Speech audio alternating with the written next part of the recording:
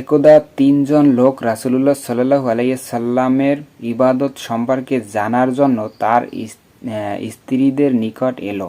তাদেরকে সে সম্পর্কে জানানো হলে তারা রাসূলের ইবাদতকে কম মনে করল। তারা বলল, রাসূলের তুলনায় আমরা কোথায়?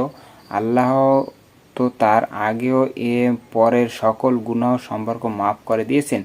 তাদের মধ্যে একজন বলল, আমি নিয়মিত সারারাত নফল সালাতে কাটাবো।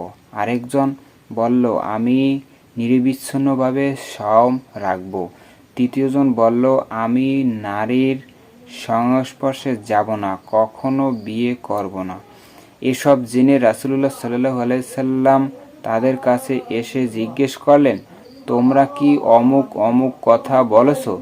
তারপর তিনি বললেন, আল্লাহর কসম, তোমাদের